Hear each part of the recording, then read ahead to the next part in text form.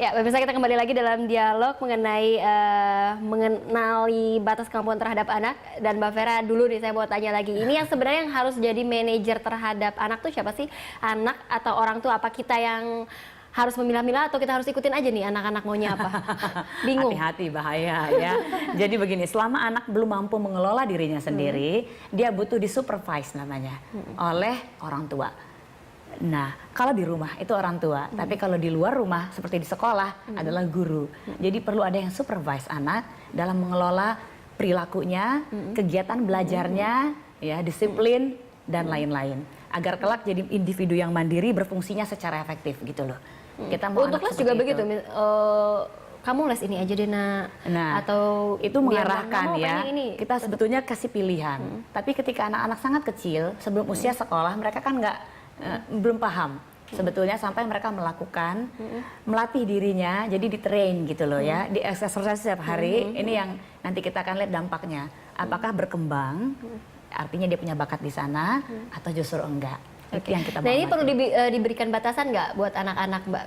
Nah, kapan tidur, kapan makan, kapan? Betul, anak kan butuh semua asah, asi, asuh itu ya. Jadi maksudnya di sini kalau asah dia butuh distimulasi. Ya, nggak cuma pendidikan tapi tentang nilai-nilai kehidupan, norma, agama gitu-gitu.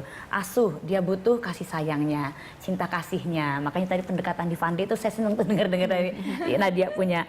Terus kemudian lagi asah, asih ya. Nah, kalau asuh ya dia ditumbuhkan. Jadi kalau asih tadi kasih sayang, asuh kebutuhan biologisnya dicukupkan. Nggak cuma makan minum tapi istirahat. Ingat, tiap anak punya kebutuhan istirahat yang panjang loh. Anak usia sekolah setidaknya 8-10 jam. Remaja 10-11 jam. Lebih tinggi loh tingkatannya. Anak yang lebih kecil bisa 11-12 jam hingga 13 jam. Artinya istirahat cukup, bermain pun mereka butuh sekitar 5 jam per hari. Nah, jadi pastikan kegiatan belajar dalam bentuk kegiatan bermain. Nah, kalau di rumah main Fandi seperti apa? Adakah aturannya? Kalau atau dibiarkan begitu saja? Kalau di rumah main Fandi itu kan 2 jam ya. Jadi kelas pagi itu kita setengah 8 sampai setengah 10, kelas siang jam 10 sampai jam 12. Di situ kita ada sesinya. Sesi pertama kita nyanyi-nyanyi biar anak-anak semangat dulu, joget-joget, senam-senam. Terus kalau misalnya sesi kedua motorik halusnya, nempel-nempel kayak gitu, coret-coret. Terus sesi ketiga misalnya kita kasih kesempatan untuk anak mau craft yang lebih susah atau kita mau makan dulu nih gitu. Jadi kita nggak kayak sekolah formal ini, kita kembalikan ke anaknya gitu. Jadi gimana suara terbanyak anak-anak suara terbanyak. Oke, gitu ya? Snack time Bunda.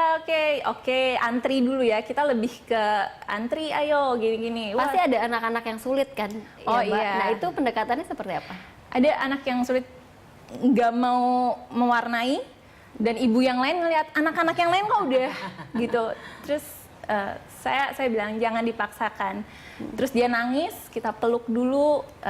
Di sini ada bunda, ada mama, semua sayang gini. Maunya apa? Mau main ayunan dulu. Oke, main ayunan dulu sebentar, terus nanti mewarnai lagi ya. Oke, dia mewarnai lagi gitu.